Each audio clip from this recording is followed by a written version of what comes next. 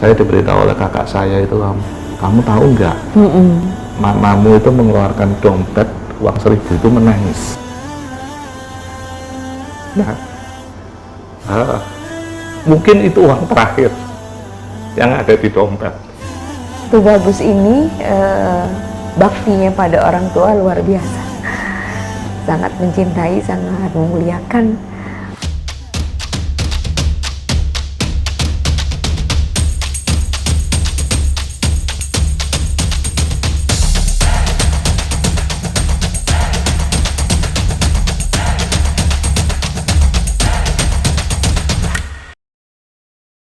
Assalamualaikum warahmatullahi wabarakatuh. Senang sekali ketemu lagi pada acara ini, dan kali ini saya punya tamu istimewa. Beliau adalah Direktur Keuangan PT Semen Batu Raja, tepatnya Direktur Keuangan dan Manajemen Risiko PT Semen Batu Raja Persero Tbk, Bapak Tubagus Muhammad Daruri. Assalamualaikum. Oke, ini first time kita ketemu ya, Pak. Ya. Pak Tubagus. Saya manggilnya apa ya? Tubagus saja, santai aja. Gitu ya. Kalau Tubagus itu seingat saya orang Banten. Betul. Apa memang ada darah Banten? Saya kebetulan itu apa namanya, jadi Tapi mendoknya Jawa. jadi lucunya itu riwayatnya itu begini. Jadi Lahir di mana, Pak?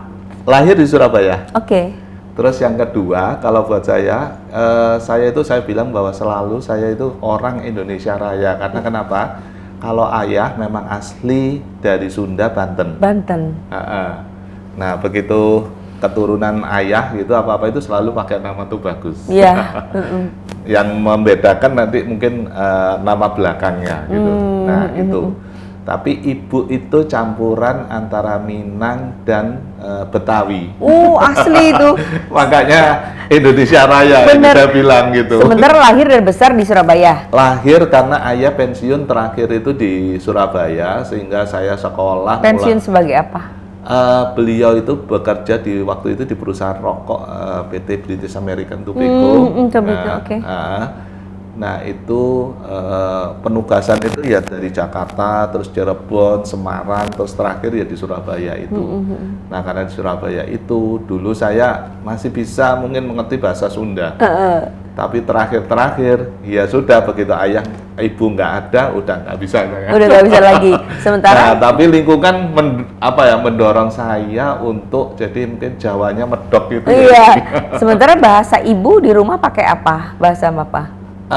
Indonesia. Bahasa Indonesia ya. Jadi bahasa Indonesia. bukan bahasa Jawa. Enggak, bahasa Jawa. Kalau Jawa itu apa namanya? Kalau di Surabaya itu bisa dikatakan dalam tanda kutip mungkin Jawa kasar lah. Gitu. Arek. Makanya agak kagok waktu saya bertemu dengan istri pada waktu itu, mertua itu betul-betul bahasanya halus dan Gresik. Iya. Nah itu saya nggak berani berbahasa secara kromo. Iya. Saya bilang Nanti gitu. salah. Takut salah. Kalau salah bisa akhirnya bahasa dipecat. Indonesia. Gitu. Oke, Pak Tubagus, kan menarik ya. Nama Anda tuh 3 suku kata. Tubagus Muhammad Daruri. Iya. Setahu saya di mana-mana Muhammadnya di depan. Depan. Kok saya yang protes ya? Padahal yang ngasih nama orang tua Pak Tubagus ya. Ada artinya nggak? Mengapa ditaruh di tengah, dan kemudian mengapa ada nama Daruri? Artinya apa? Iya. Jadi ini kalau mamanya itu saya nggak bisa tanya apa-apa kalau mamanya itu berkaitan dengan apa namanya. Jadi mama itu kenapa gitu? Karena saya itu sebetulnya dari 9 bersaudara yang 9 hidup. bersaudara. Tapi ada 2 yang meninggal, sebetulnya 11 bersaudara. Waduh. Kakak saya yang Hebat. mungkin itu meninggal sewaktu mendekat masih baby gitu. Nah, saya adalah anak terakhir yang apa namanya, ayah ibu itu selalu meminta nama dari ayahnya, dari kakek ya. Dari kakek gitu. Nah, kenapa itu? Karena Tubagus itu sesuatu yang sebetulnya gelar di Banten. Iya. Nah itu kalau maunya Jawa itu Raden apa. Iya. Nah terus biasanya ada Muhammad atau Ahmad. Iya. Nah gitu. Seperti Terus, disunahkan ya. Iya. Iya. Terus ya Daruri itu yang saya nggak tahu kenapa diberi nama Daruri, karena kalau maunya dari bahasa Arab sebetulnya Daruri itu adalah sesuatu yang darurat. Darurat. Bisa artinya darurat. Tapi kok saya belajar dari istri saya itu juga artinya orang yang pasti. Orang yang pasti. Nah, karena punya nama Daruri, maka memang barangkali sepertinya DNA-nya Pak Tubagus ini selalu mengurusi soal manajemen risiko keuangan. Iya, makanya saya nggak tahu ini. Jadi ini adalah garis yang harus diikuti gitu berkaitan dengan itu. Oke, Pak Tubagus gini ya. Orang Banten itu dikenal keislamannya kuat, tradisinya soal kebudayaan juga sangat kuat ya. Minang tadi disebutkan juga seperti itu, dan Betawi juga, dan semua itu boleh dibilang nuansa Islamnya tuh kental gitu ya Pak ya, kental. Nah, bagaimana Anda dibesarkan dalam keislaman yang sangat kuat, tetapi Anda tadi sudah bilang bahwa Anda adalah orang Indonesia yang sangat diverse gitu ya, Indonesia Raya. Bagaimana, bisa tolong ceritain? Terus terang saya selalu belajar banyak dari lingkungan. Jadi saya terus terang begini. Jadi saya kurang tahu ayah dan ibu itu betul masih kadang-kala adat budaya itu masih dibawa gitu. Kadang-kadang itu. Tapi ayah dan ibu itu kan didikan dari Belanda. Iya. Nah, dari sekolah Belanda itu kalau mamanya ribut itu jadi bahasa Belanda gitu. Saya kalau mamanya ada perbedaan pendapat bahasa Belanda supaya apa? Anak-anaknya nggak ngerti ya. nggak ngerti gitu berkaitan dengan itu. Tapi yang saya ingat waktu itu didikan ayah sama ibu itu, satu, ayah itu paling nggak suka kalau mamanya buat saya itu kepada anak-anaknya kalau sholat diabaikan. Nah itu sesuatu yang kalau buat saya itu walaupun masih di dalam waktunya, tetapi kalau mamanya diakhirkan itu marah sekali. Marah Ayahnya saya. Marahnya gimana? Ya intinya marah. Kalau orang tua zaman dulu kan nyebat ya. Iya. Pakai tali pinggang atau sapu lidi tali. Iya. Ikat pinggang yang kulit itu. Iya, iya. Saya masih nyimpen malah. Trauma. Saya nggak pernah disabet. Alhamdulillah nggak pernah disabet itu. Tapi saya ingat, jadi saya bersaudara itu sesuatu yang kalau saya lihat itu ayah itu mengajarkan untuk jangan lupa sholat, jangan lupa sholat. Ini kalau buat saya, ya setelah saya belajar banyak apa-apa itu, ini kan yang bagian yang pertama kali dihisab kalau buat saya waktu di alam kubur. Saya ingat itu hadis itu bahwa kalau mamanya kita selamat atas sholatnya kita apa-apa itu, insya Allah setelah itu semuanya mulus gitu. Yang pertama dihisab ketika dikubur. Iya, gitu, alam kubur itu. Iya. Nah, terus yang kedua saya juga belajar karena waktu itu balita apa itu, saya ingat itu ibu itu mengajarkan sesuatu yang dalam tanda kutip itu bagaimana tenggang rasa, bagaimana empati kepada orang-orang yang di sekitar. Saya ingat ibu saya itu selalu, kebetulan kami pada waktu itu rumah dekat masjid, gitu ya. Ada suatu masjid besar di Surabaya yang sampai sekarang itu besar gitu, itu ramai gitu, Masjid Al-Falah gitu. Nah, saya ingat pada waktu pendidikannya itu, ibu itu tidak secara langsung untuk ayo belajar gitu. Tapi sesuatu yang kalau saya lihat itu bagaimana mengajarkan di dalam cerminan kehidupan sehari-hari dari mereka, dari orang tua saya itu, bahwa ini loh contoh yang terbaik untuk anak-anak. Gitu. Memberi teladan ya? Iya, memberi itu. Artinya kalau kamu kalau kamu tidak ingin anak-anakmu seperti itu, jangan berbuat itu. Dan jangan mengajarkan sesuatu yang buruk, karena itu nanti akan itu akan diperhitungkan oleh kita itu nanti di hari hisab gitu. Nah, itu yang saya lihat sesuatu yang diajarkan ibu. Nah, ibu itu yang saya ingat itu pada bulan Ramadan itu, saya waktu itu masih balita. Saya masih balita. Saya itu ditugaskan sama ibu. Ibu itu mengajarkannya, makanya jadi melalui perilaku, karena dekat masjid itu takjil. Takjil itu ibu membuat sendiri, mamanya puding apa itu yang dipotong-potong untuk dimakan untuk takjil itu, sama seceret teh manis. Teh manis. Untuk dibawa ke masjid. Gitu. Ada salah satu ART itu yang membawa ceret itu karena berat, mungkin karena itu saya membawa itunya. Tapi itu ibu mengajarkan bagaimana empati kepada orang, terus bagaimana berpuasa Ramadan, itu sesuatu yang kalau buat saya mengesan. Terus yang kedua adalah ayah dan ibu itu juga mengajarkan kepada kami anak-anak itu baca Al-Quran, terus rajin beribadah. Kalau ibu itu saya ingat itu jadi sholat duha itu tidak pernah putus. Nggak pernah putus. Karena itu nanti biarpun ada 2 pintu duha, ya. ada pintu duha, insya Allah di jannah gitu. Terus yang saya ingat yaitu baca Al-Quran itu kami sampai dididik untuk bagaimana jadi rajin membaca karena itu syafaat insya Allah di yaumil hisab gitu. Gitu kalau percaya. Oke, jadi memang dari kecil itu sudah dibiasakan dan Betul. diberikan contoh.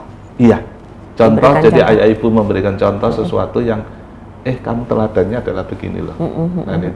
Dan itu saya terus terang saya rasakan sekarang itu jadi gini. Kalau sholat itu sudah waktunya, terus kayak masih ada kesibukan, itu gelisah. Ada sesuatu yang membuat saya gelisah gitu. Ini gini. Nah, tapi kalau mamanya sudah selesai sholat itu justru alhamdulillah pekerjaan itu lancar. Gitu. Jadi dulu kan sholat. Betul. Pada waktunya segera. Segera. Itu yang saya coba terus terang dalam kehidupan sehari-hari kita gitu. Selama saya bisa mengontrol gitu. Oke. Tadi kan Pak Tubagus bilang 9 bersaudara ya. Itu seru banget ya kalau lagi buka puasa. Iya. Itu seru banget ya. Betul. Itu mejanya sebesar apa ya kalau 9? Jadi yang lucu itu jadi meja memang meja biasa standar yang berapa itu? 3 terus 2 ya. Jadi berapa? 8 ya. 8. Satunya duduk gimana? Tapi biasanya kalau itu kan sebetulnya 11 sama ayah ibu kan. Oh iya. Nah, tapi biasanya kita itu ada yang di sofa, yang dekat meja makan, itu buka bersama. Sama-sama. Kebersamaan itu yang terus terang saya rasakan pada setiap bulan Ramadan itu sesuatu yang coba saya terapkan di lingkungan keluarga saya gitu. Bagaimana nikmatnya berbuka puasa bersama, kalau saya bilang. Terus yang kedua adalah bagaimana yaitu mengajarkan kepada terutama keluarga yang nanti kita kita harus mempertanggungjawabkan juga untuk mendidik itu untuk menjadi sesuatu yang teladan bagi kita. Makanan kesukaannya apa yang biasa di keluarga dulu?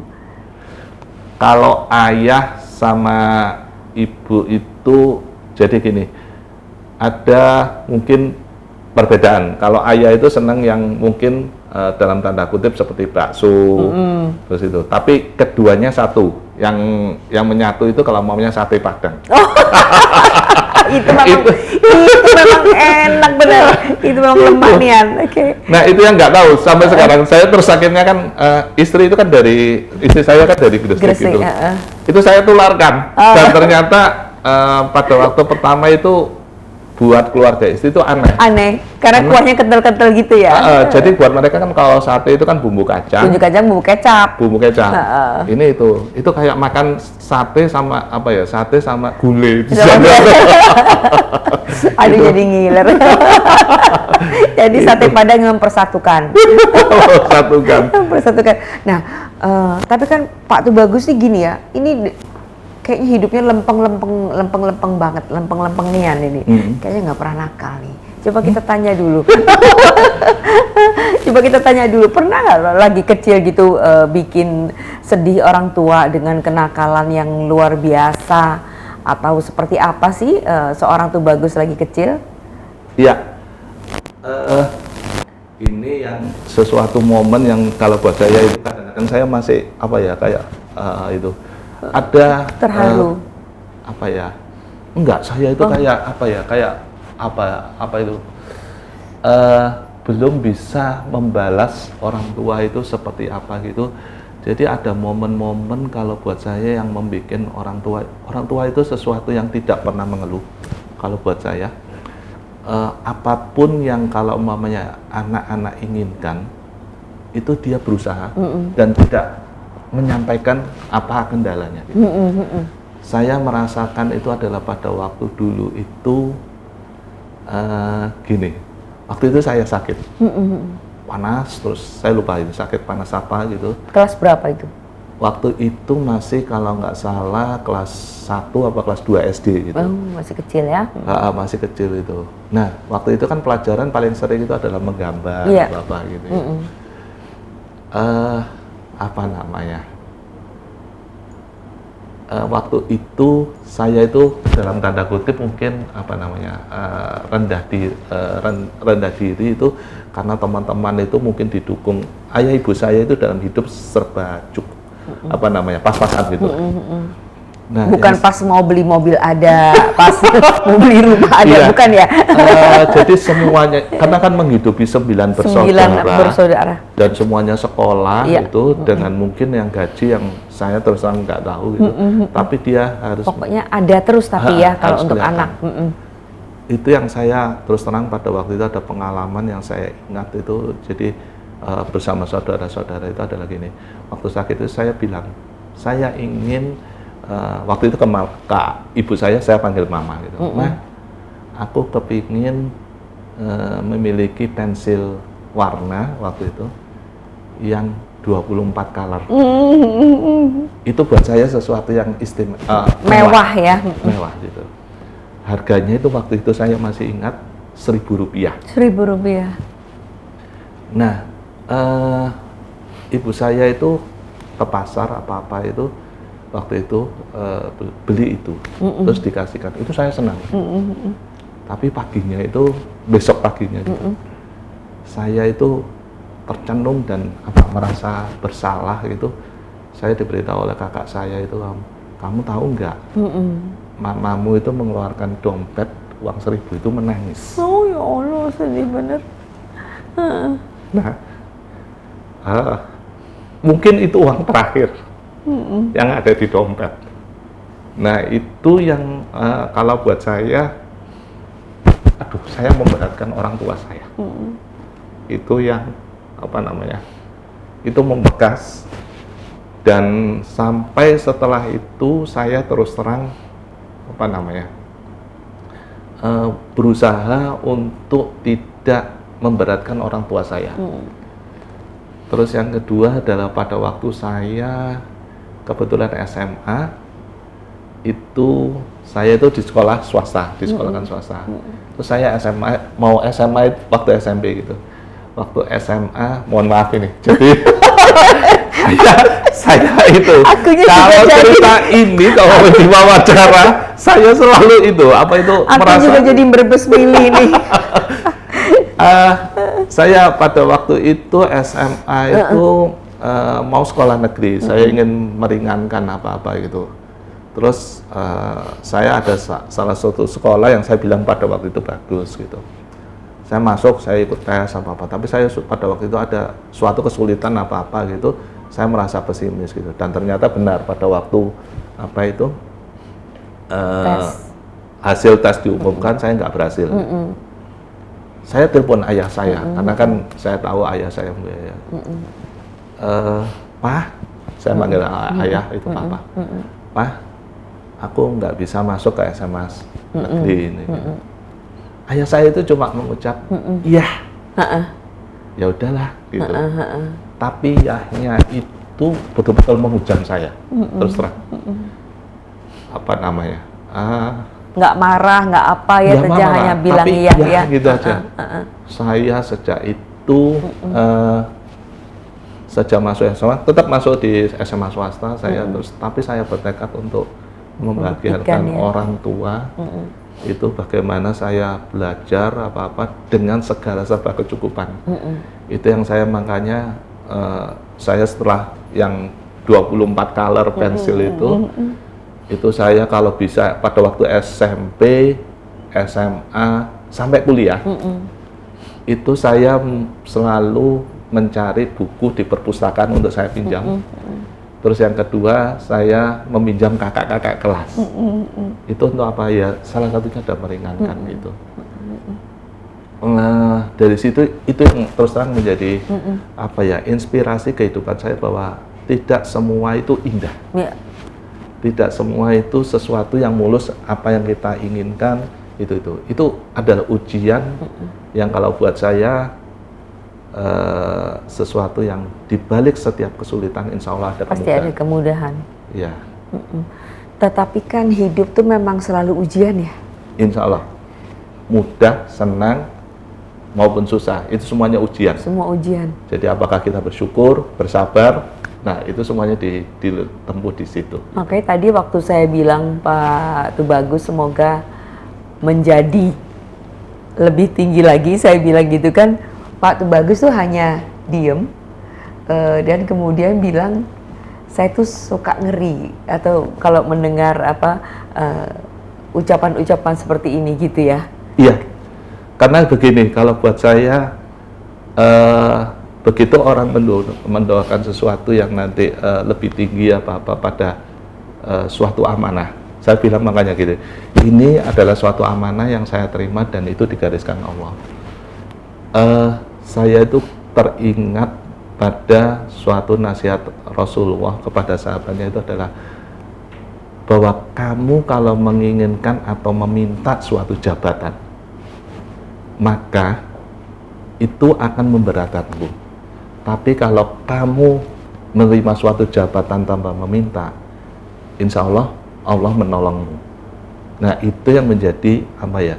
Saya selalu terngiang di situ. Makanya saya kalau saya berhasrat, beringin apa-apa itu, saya terus terang takut karena hadis itu sesuatu yang kalau buat saya itu. Terus yang kedua adalah semakin tinggi apa itu amanah yang saya terima, maka yaumil hisab itu saya semakin banyak yang dihisab. Saya itu jadi selalu kepikiran adalah tertawa apa namanya, sesuatu yang buat saya itu sesuatu yang miris buat saya gitu adalah begini. Kita pegawai BUMN selalu kan diwajibkan untuk setiap tahun itu mengisi laporan hasil kekayaan negara gitu loh. LHKPN itu. Nah, saya mengisi kegiatan setahun dan hanya harta. Itu dari mana dan belanjanya dari mana. Itu mungkin saya memakan waktu 3 hari, 3 harian. Belum pajaknya, kalau mamanya saya harus melaporkan itu juga mungkin tambah 2 hari gitu. Itu seminggu gitu loh. Saya memikirkan pada waktu itu di yaumil hisab, kita itu ditanya harta dari mana, digunakan untuk apa, dan di jalan mana, itu semuanya, dan itu seumur hidup. Dari umur itu sampai wafat. Ngeri banget ya. Iya, itu yang membuat saya sesuatu yang kita harus berhati-hati di kehidupan sehari-hari ini. Biarkanlah Allah itu sudah menentukan pada waktu hidup kita itu sudah ditakdirkan itu berapa kita umurnya, berapa jodoh dari mana, kekayaannya, rezekinya dari mana. Itu rezeki selama masih kita belum habis, ajal itu belum menjemput. Tapi kalau sudah, itu ajal nanti akan itu. Berarti kalau orang sudah ketemu ajalnya, rezekinya memang sudah sampai di situ. Iya. Kecuali yang itu yang saya bilang, terus akhirnya amalan yang kita sedekahkan di jalan Allah itu mudah-mudahan yang menjadi insya Allah harta kita di akhir. Gitu. Tapi kan Pak Tubagus pada era yang sangat materialistis seperti sekarang ini ya, itu kan tentu bukan hal yang mudah, apalagi Pak Tubagus ini pejabat di BUMN seperti itu ya. Kemudian juga punya keluarga, artinya punya istri, punya anak, punya kakak adik dan segala macam. Itu bagaimana bisa betul-betul sejalan apa yang prinsip-prinsip tadi Pak Tubagus bilang dengan istri misalkan seperti itu. Bagaimana Anda bisa menyosialisasikan dan kemudian membawa semua itu ke jalan yang istiqomah lah, boleh begitu kira-kira. Iya. Saya ingat itu selalu kepada ini ke keluarga saya. Iya. Gitu. Saya ingat itu adalah begini. Pertama pada waktu saya cerita kepada anak-anak, waktu itu anak-anak masih Sekarang SD. anak udah umur berapa? Anak jadi yang pertama itu lahir tahun 94. 94. Saya menikah tahun 93, Oke. gitu ya. Terus yang kedua tahun 98 gitu. Nah, poinnya pada waktu itu saya mendidik anak itu adalah begini. Saya dulu itu penuh perjuangan. Termasuk istri, karena istri itu mulai yatim juga sejak SMA. Jadi saya menikahi anak yatim itu, ibunya, istri saya juga perjuangan gitu. Jadi saya ceritakan bahwa kita tidak bisa memberikan sesuatu yang sesuai harapan kita, umpamanya dengan pola gaya hidup kita yang sekarang. Gitu. Tapi saya selalu menekankan kepada anak, dan itu ternyata meresap. Saya agak surprise itu dengan anak-anak saya, agak meresap itu adalah begini. Kamu kalau untuk pendidikan, saya bilang papa mama, insya Allah akan mencarikan. Tapi kalau kamu untuk level gaya hidup, papa tidak akan pernah setuju, walaupun papa punya uang. Itu yang diresapi oleh mereka. Jadi saya selalu dulu itu pada waktu itu, kalau handphone umpamanya anak saya apa-apa, saya memberikan sesuai kebutuhannya. Walaupun umpamanya saya kebetulan ada uang umpamanya untuk membeli yang mungkin gadgetnya lebih besar, gitu, lebih istimewa, lebih banyak lah. Tapi karena kebutuhannya itu, dan itu menjadi bagian dari pendidikan saya, itu sesuatu yang kalau buat saya bisa menjadi inspirasi dia bagaimana hidup itu perjuangan, dan tidak semuanya mudah didapat gitu loh.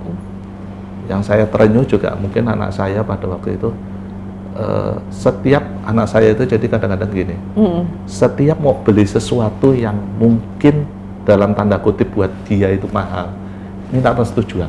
Proposal dulu jangan-jangan. Minta persetujuannya itu adalah gini, boleh nggak? Boleh nggak? Walaupun itu adalah uang tabungannya. Saya bilang, saya selalu berpikir adalah gini, ini untuk apa?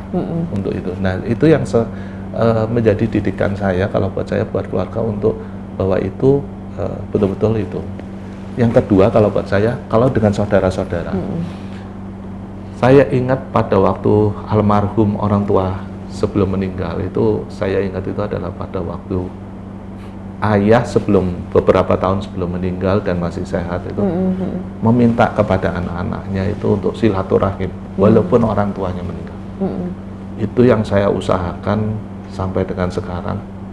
Bagaimana waktu pandemi itu saya jadi mencari ustadz yang bisa online, Zoom meeting atau apa gitu, menyatukan di ruang Zoom.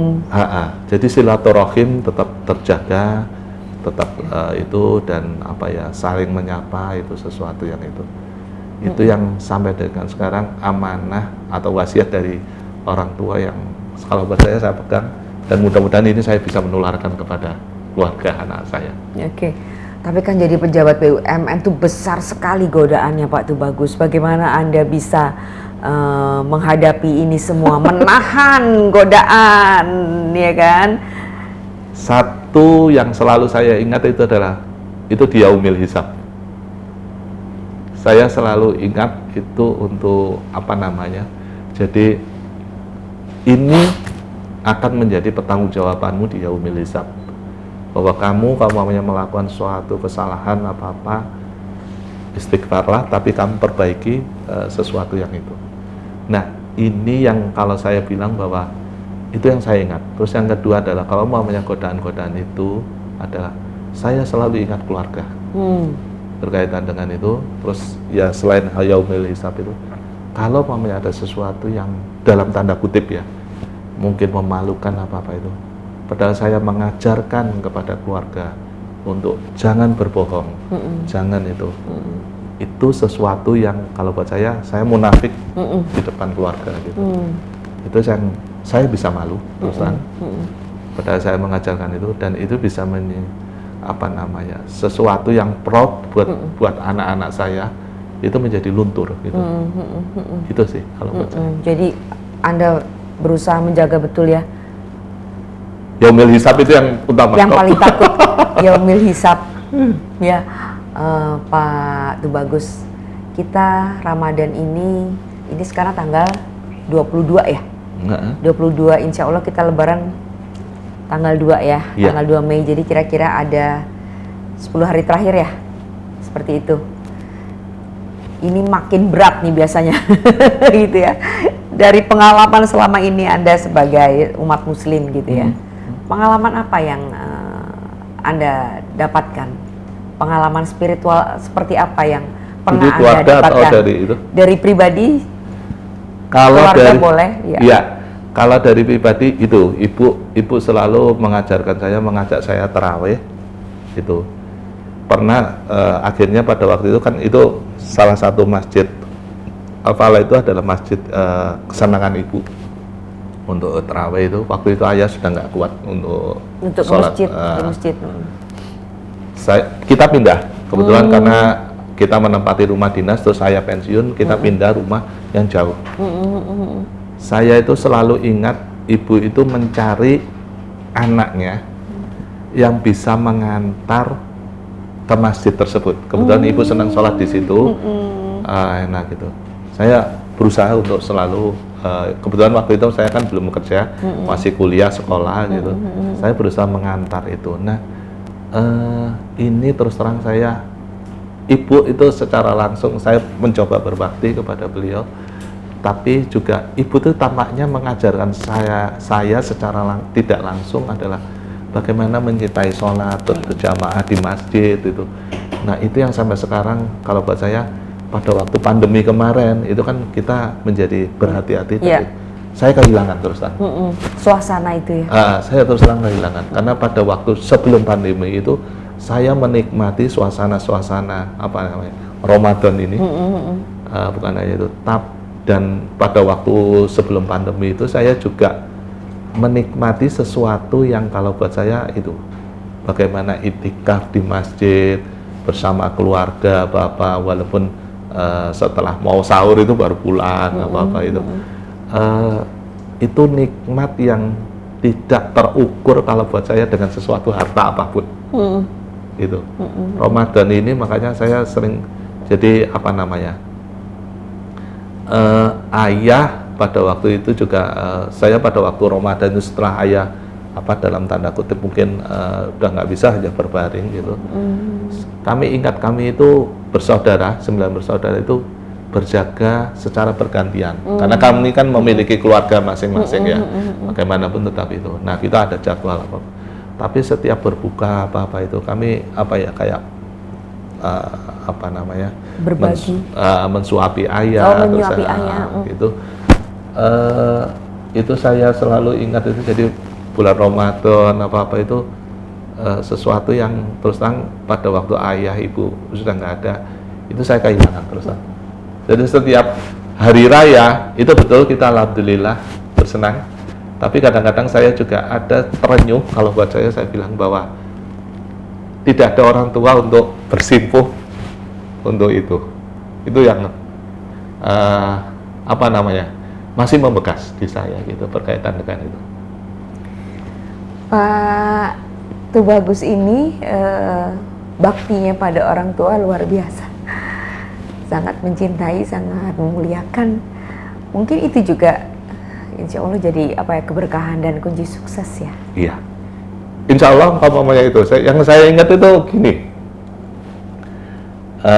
mohon maaf ini jadi melankolis.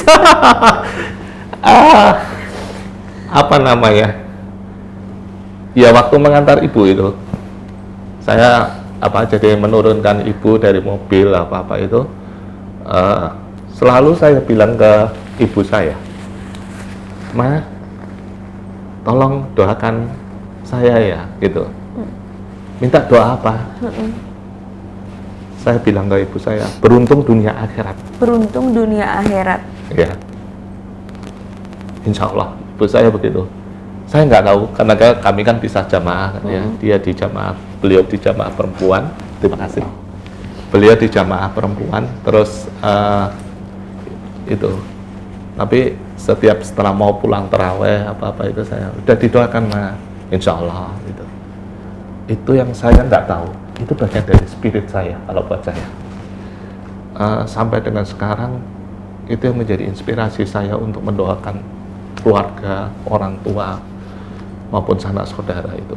Meninggal tahun berapa? Ayah tahun 2001, ibu tahun 2006. Oh, lumayan lama ya. Iya. Pada umur ayah itu umur 70. Ibu itu 75 mau ke 76 gitu. Ayah itu. Jadi tadi ada kalimat bagus dari Pak Tubagus. Kalau hari raya memang kita bersenang, tetapi tidak ada tempat kita untuk bersimpuh, itu sesuatu yang hilang ya rasanya ya. Terus terang ada sesuatu yang hilang kalau buat saya. Oke. Sementara kalau kita zaman sekarang ini suka lucu-lucu, Pak Tubagus, mungkin karena umur kita kan sudah di atas 50 ya. Ada istilah sandwich generation gitu kan ya. Iya. Dimana katanya anak-anak yang baru bekerja dan segala macam, kemudian ketika mereka berkeluarga tapi masih harus membantu orang tua. Kalau buat kita itu kan biasa banget ya membantu orang tua. Tapi mengapa buat anak-anak zaman sekarang ya, meskipun tidak semua saya yakin, itu dirasakan memberatkan, sehingga itu budaya barat yang sandwich generation itu menjadi sesuatu yang mengapa menjadi hal yang juga menjadi biasa di negara kita ya, adalah di perkotaan seperti itu.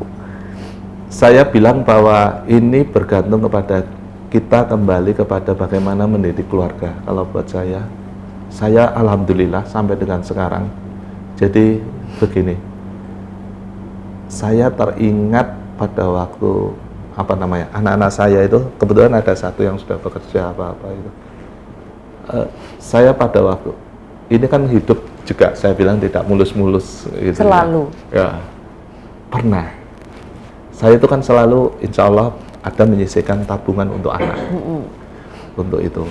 Sampai ada suatu kebutuhan, saya terus terang lupa.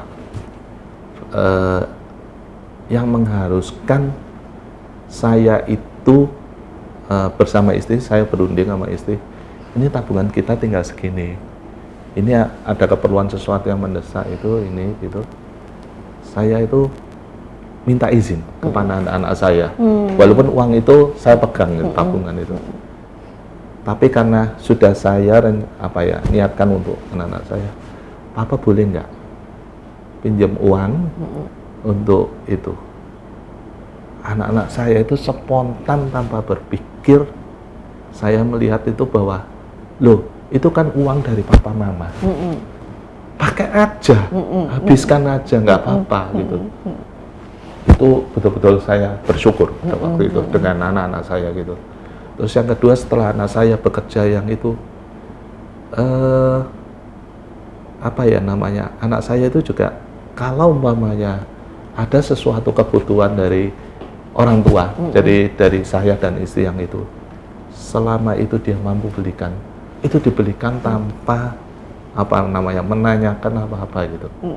Mama mau apa, papa mau apa, selalu ditanyakan gitu. Nah, itu yang saya bersyukur sampai dengan sekarang. Kalau mamanya yang seperti yang disampaikan tadi bahwa ada sandwich generation itu apa-apa itu, saya tidak mengalami, alhamdulillah. Dan itu terus terang belajar kita dari pengalaman itu. Begitu.